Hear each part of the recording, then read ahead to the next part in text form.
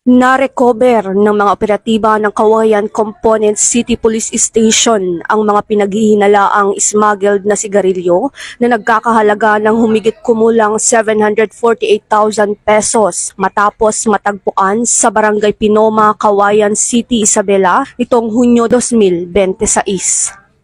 Bago ang insidente, nakatanggap ang pulisya ng impormasyon hinggil sa isang puting Toyota Hi-Ace van na walang plaka na umano'y nagdadala ng smuggled na sigarilyo.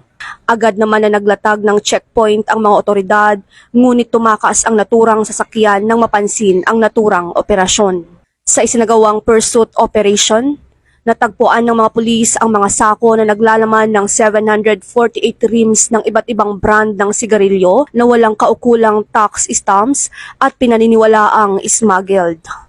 Tinatayang nagkakahalaga ang mga ito ng 748,000 pesos. Patuloy naman ang investigasyon upang matukoy ang may-ari at pinagmulan ng mga nakuhang kontrabando. Ayon kay Police Colonel Manuel Bayani Bringas, Provincial Director ng Isabela PPO, patunay ito ng ating patuloy na kampanya laban sa smuggling at iba pang ilegal na gawain. Mananatili tayong mahigpit sa pagpapatupad ng batas upang maprotektahan ang ating mga komunidad at ekonomiya. Dito sa Isabela Police Provincial Office, ako po ang inyong PNN correspondent, Police Corporal Sara Jane B. de la Cruz, nagbabalita para sa Police News Network. Bagong PNP para sa bagong Pilipinas, serbisyong mabilis, tapat at nararamdaman.